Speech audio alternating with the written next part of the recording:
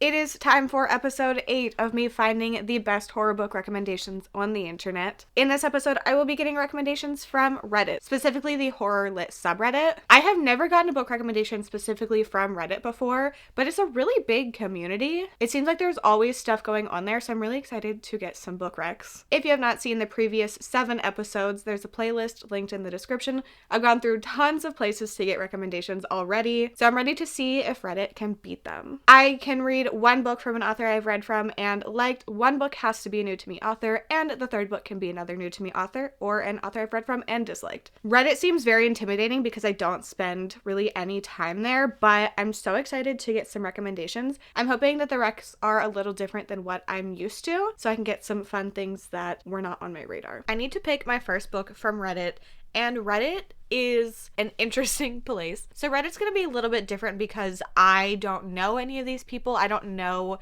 what other books they've liked. It's not some sort of algorithm giving me recommendations. So I'm just going to look for a post that looks like it's something I'm interested in, and then we're just going to take a recommendation and see how it goes. So I found one that says, what are your favorite fast-paced novellas? Focus is all over the place right now, hoping to get into the habit of reading again with fast-paced quick reads. And then this person typically reads sci-fi, and Blake Crouch was mentioned, and this is on a horror lit subreddit, so I figured between the horror and the sci-fi, which I do really like, maybe this could really work for me. So the first option with the most upvotes is A Short Stay in Hell, and then multiple people said that it was really good, that they also recommend it. So I'm gonna go with that one. I love horror novellas. I have seen this one mentioned here and there on Reddit. It seems like a very popular one, so we are going to be starting with A Short Stay in Hell. This is unrelated, but I love seeing this huge stack of books I've read for this series just like existing over there. And that's not even all of them. There are a couple that I don't have physical copies of, so I'm very impressed with myself. Anyway, I am now halfway into A Short Stay in Hell. This is just over 100 pages, and the font is pretty big. So I figured halfway made sense for this one. So this was recommended as a fast-paced novella. I don't think it's specifically not fast-paced, but also I don't think it's what I was expecting in terms of that. But also it's interesting. So we are following Soren, and he was a faithful Mormon, and he dies and he gets to hell, and he's like, but I was a Christian, and they're like, that's the wrong religion. But then he finds out that hell isn't what he or a lot of people were expecting it to be. And hell is a temporary thing, and they're supposed to learn something before they can move on, which I think is such an interesting concept. I grew up religious. I'm not going to get too religious, but like the idea of hell just like didn't make sense to me. So a book that explores that is just very intriguing. So he is struggling with dealing with the fact that what he believed and kind of worked for his whole life was wrong. He meets people and everyone's kind of trading death stories. And this says that it's a blend of science fiction, theology, and horror, which like, I don't know, that just sounds very, very interesting to me. When I saw this on other different subreddits or forums within the subreddit, I think a lot of people said this one was not disturbing, but that this one was like a lot at the end. But I'm very intrigued, even though he's just like ordering food and just talking to people. So it's working well for me, which I'm very excited about. So I'll be back soon when I finish. I finished A Short Stay in Hell, and I've been thinking about this for a little bit because I didn't have a gut reaction rating when I finished, and I just wanted to like think about the book a little bit. I think this was very, very different than what I was expecting. So I did see that some people argue if this is horror or not, but I had seen it on so many horror lists that I decided like putting it on a horror recommendation video like still made sense. I will say that it's absolutely not what I was expecting in terms of it being horror. I personally feel like it's not really. I get to an extent why it's a little bit of horror, but I don't know how I feel about that in general. I think this is like a whole other conversation, but it's like, is something a horror book because it's talking about like scary internal thoughts? I don't know. But then like there's psychological horror as a subgenre. I truly just, I don't know.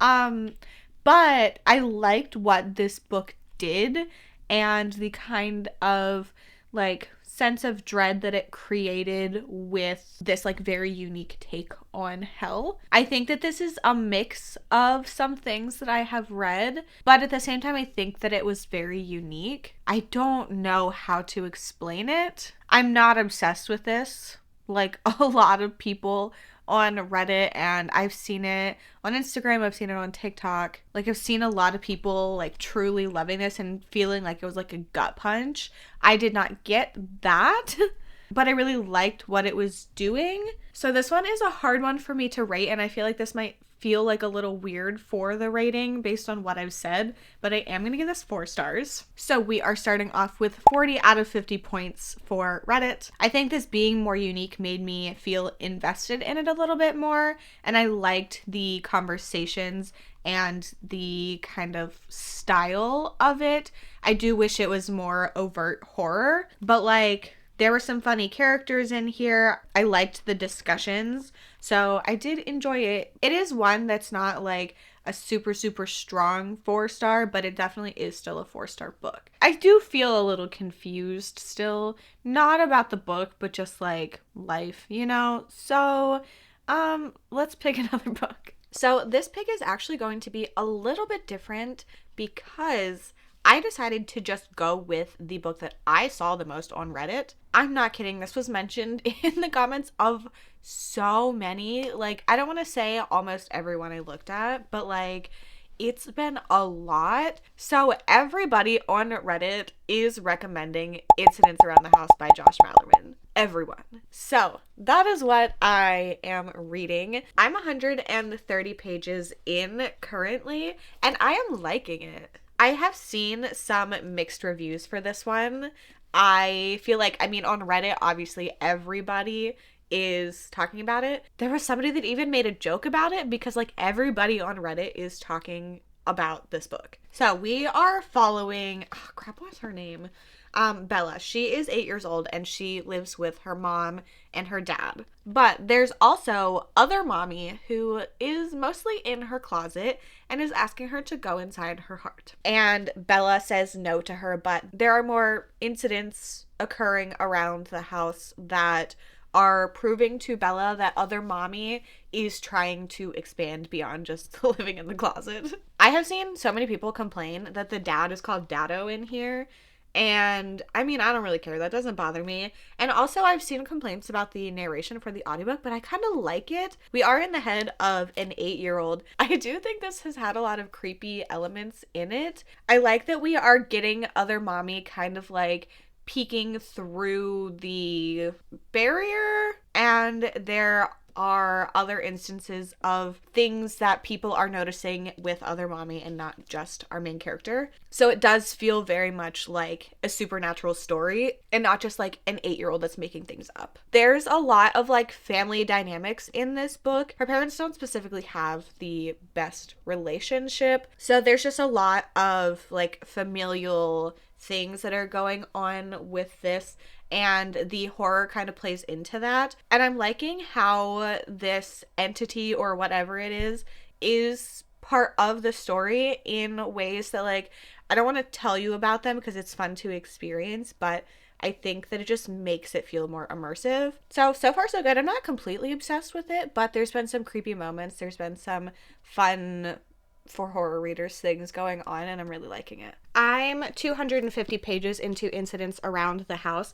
For some reason, I always want to say Incidents Around the Dark, and I don't understand why. I am still really liking this. I'm not completely obsessed. Like, I don't think this is the scariest thing that I've ever read, but there are a lot of creepy elements in it, and I'm liking the tension. I think being in this kid's perspective and watching her hear things that the adults around her are processing is a really good way to get adult interaction and perspective and have this feel a little bit more complex and like an adult novel and just not quite as simple as I was scared it was going to be. But with that, I think that it's really interesting to get this creepy ghost kind of thing from the kid's perspective. The way it's done, I think, is really interesting and it's keeping me very engaged. I do think that it's been a little repetitive with them like going somewhere, experiencing something, and then being, oh, we gotta go somewhere else, and then going somewhere else. It's just a little like too repetitive, but not in a way that is like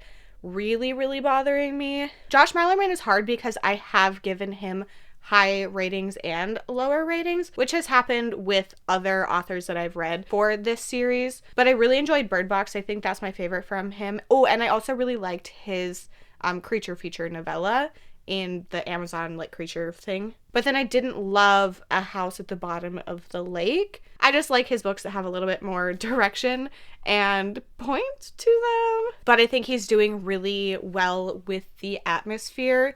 I think that's kind of what's keeping me invested in the story. It's just like this dread waiting for these moments where Other Mommy shows up, and I'm really, really enjoying that. There's been a lot of stuff with the family dynamics as well. We are now spending some more time with the grandmother, and I think that that was a good addition because I think it could have been a little bit much just having the three characters, the mom, dad, and Bella. So yeah, I'm very happy with how this is going. I don't have any like real complaints, but I'm just not completely obsessed. But like I'm very happy with how this is going. I finished Incidents Around the House, and this ending was not what I was expecting at all. I think that this had a lot of really creepy moments in it. I think that it had some interesting discussions that I feel like I haven't read much in horror. It's obviously something that's explored, but I feel like the way that this was done was just so interesting. I think that the conversations around families and the dynamics with that, I don't want to get too into it because I feel like learning about these things is obviously part of the interesting part of the book, but I feel like the discussions surrounding family in here were really good. I liked seeing this situation that was like so horrific and the parents having to balance sheltering their child and also involving her in the situation because it very much included her. I don't know, I think there were a lot of things in here that I wasn't really expecting, and I ended up really liking it. I didn't have issues with the whole Dado thing. The audiobook didn't bother me, and I feel like those are the two complaints I've seen about this book. I was not obsessed with this though. So many people have put it on their like scariest list, and I did feel some tension a little bit, but I feel like it wasn't quite there for me, but I'm gonna give it 4 stars. So we have another 40 out of 50 points for Reddit with Incidents Around the House. So we are at 80 out of 100, which I'm very, very happy about, and we need to pick another book. So just scrolling through some of the options, Incidents Around the House is mentioned, but there's this one that's requesting games / traps / puzzle wrecks, and here's the thing. My 2 all-time favorite series are The Hunger Games and Alice in Borderland. Both of them have games and puzzle elements in it and like figuring out the situation you're in to survive, and I'm just so obsessed with that. Sometimes it does not work for me, but I think the specific like puzzle element is what really works, and that doesn't feel as apparent in The Hunger Games, but there's definitely some parts to it. So this was very intriguing to me. And the person asks for things like Saw, escape rooms, even something like Squid Game, which I also love. And somebody recommended Puzzle House by Duncan Ralston, which just sounds so good to me. So I am gonna go with that one, and I'm really excited. I have started the Puzzle House and I'm having the best time. I am just so into things like this. Oh, it really gets me. So we are following 6 different people who have all been invited to this mansion because this rich dude left them money in his will. But part of the requirement for them to get this money is they have to go to the house for like the will reading. And a lot of these people don't know who this guy is, but he's the world's best puzzle master. So the one person that does know who he is his ex-wife. She is a famous actress and she's there. Then we are also getting a guy that is in jail and then also like an escort with him, a doctor. Honestly, those are the 3 main people, and then some other people that aren't as interesting or we haven't really gotten much from them. And with this guy being the puzzle master, he is making them play an escape room kind of thing to get their inheritance. We don't really know why most of these people were I guess willed into this, but as we go, we are very slowly starting to learn some of them, and like I'm so into the reasoning behind the one that we have found out about There's secrets that everybody has, and finding them out has been very, very fun. This feels so dramatic and over the top, and like, yes, it is silly and ridiculous, but I am having such a good time. I truly love things like this. I love it. I love it. I'm gonna read more. I'm probably 75% into Puzzle House. I just got to chapter 13 and I'm still really, really liking this. I think it's so much fun. I do think that there are some things in here that would lead people to not love this, but it's something that really works for me. I wish I could talk about this in more detail, but the way that these different kind of escape rooms that they are going through, these 6 puzzles, are set up, I'm really, really loving the way that it's done, because we are learning more information about backstories and different things as we go with it. I think it's pretty obvious that there are people that are more important than others, but everybody is connected to this guy in some sort of different way, and learning about it has been really fun. There's one thing that I'm just like, I need to know what the connection is. There's one character, he's driving me crazy, and he's supposed to, but like, oh my gosh, I'm just so over him. I generally prefer first person, but the fact that this is in third person I think is working really, really well in this book. I like that we are able to kind of see what different characters are experiencing in the situation, because everybody is brought here for a specific reason, and seeing them react to different elements has been really cool. I'm scared with how this is going to wrap up because I'm liking it so much. I think it will continue to work for me though, because of the one thing that I think won't work for everybody being something that I still like. I love books where there's like this puzzle element to it, and this one has so many different layers with that because there's these 6 different characters. And there's also this like possibility of somebody watching them trying to complete all of these puzzles. There's like pre-recorded stuff from the rich dude that has died, but there's certain things that are happening that make them believe that somebody else is in on it as well, and that things might be even more intense than they initially thought they were signing up for. They were not expecting to play in these possible deadly games, but when you're that rich, you can just do what you want, hire people, and I guess get away with murder. And even though this guy is dead, he's still having a fun time doing that. The end of the Puzzle House, I was not expecting like any of that stuff. There are a few things that I was kind of anticipating based on where things were starting to go in the middle, but that was a lot. So this book is very, very, very fast paced. There's always something going on. They're constantly in life or death situations, and there's like timers. So it's very much like this happens within this short amount of time and then moving on to the next thing. Like, it was a lot. I think it was so much fun. I don't think this is a book for everybody because of the direction that it went in. It's weird. Like, it's a little strange. And I'm very, very curious if this one is going to have a sequel. I would not be surprised if it did, but I feel like it would be a very different book. I don't need a sequel. I don't really care about anything past what happened in this. I'm very much somebody that if the story itself is contained, I don't need all the answers. I do think that there were some conveniences within the plot, obviously, like, I don't know, I feel like that's pretty standard, but it was like weird information that people needed to know. I'm like, why would anybody know that? Like, I just like, I don't know. But at the same time, these puzzles were based around these people, so I don't know, maybe it makes sense with that, who knows. But there was a moment at the end of this where like the part happened and I was just like, my jaw dropped, and I was not expecting it, even though like thinking back, that part makes a lot of sense, but I just was not expecting it, especially in that moment. So yeah, I ended up really enjoying this one. Before we get into the final ranking for this, I do want to tell you that there will no longer be an episode for Everand. Honestly, their algorithm for recommendations was so bad that I've been trying to get books for 2 weeks and have only gotten one, because they are constantly recommending me books that I have already read and rated on their app. Earlier, there were 30 recommendations in their like horror books for you section. I had read and rated on the app 25 of the 30, and then 3 were authors I've read and disliked and don't really intend on reading any more from those authors. And then the other 2, I just like truly was not interested in the books. And it does like cycle out and update sometimes, because not all the time are there 25 out of the 30 books that I've read, but a lot of times they would recommend me like 5 books by the same author.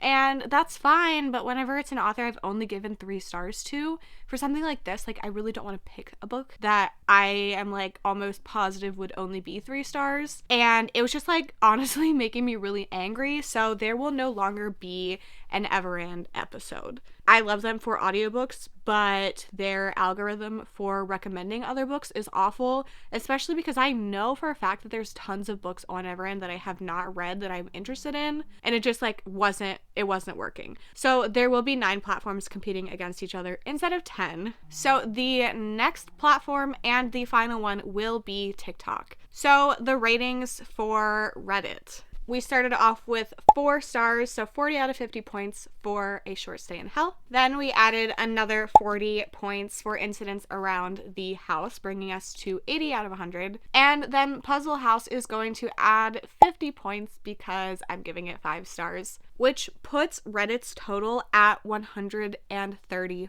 points. So here is the ranking 8 episodes in. We still have BookTube and Bookstagram tied for first place with 135 points. So then in third place now is Reddit with 130 points. And then in fourth place with a 3-way tie, we have Goodreads, Kindle Unlimited, and The Storygraph with 110 points. And then in 7th place, we have Pango Books with 95 points. And in 8th place, we have Libro FM with 90 points. This was so successful, even though it didn't end up tying for first place. I'm very happy with how all of these books went. If you've made it to the end and want to leave me an emoji to say you were here, you can leave me a bunny for incidents around the house. I will see you next up for TikTok. Let me know in the comments where you think that is going to rank. Thank you so much for hanging out with me. I will see you very soon. Bye.